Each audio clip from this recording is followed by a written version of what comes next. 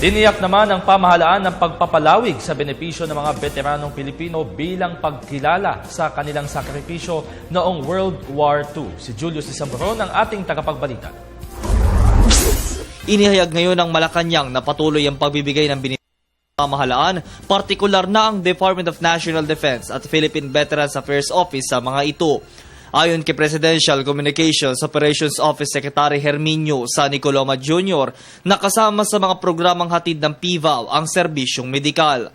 Sa pamagitan ng Veterans Medical and Memorial Center ay nakapaghatid po ng serbisyo sa 1,072 veterano at dependents noong nakaraang taon at ginugol po sa kanilang hospitalisasyon ay lampas sa 2 milyon at ang specialized care for illnesses and other medical needs ay umabot po sa higit kumulang 15 milyong piso. Sa ilalim ng Total Administrative Disability, kabilang din niya sa pinagkakaloob sa mga veterano at sa kanilang pamilya ang benepisyo sa edukasyon, pagpapagamot, death pension at burial assistance. Ang mga serbisyo po na pinapayagan na magkaroon ng reimbursement, kasama po dyan yung angioplasty, hemodialysis, cataract surgery at pagbili ng mga hearing aids at dentures para naman po ma-improve ang kanilang quality of life. Sa pamamagitan naman ng outreach programs, nagbigay din ng pamahalaan ng gamot, wheelchair, walker at tungkod para sa mga veterano. Sa ngayon, nakikipag-ugnayan na din ang PhilHealth sa PVAW para mabilis na maipaabot ang kaukulang tulong.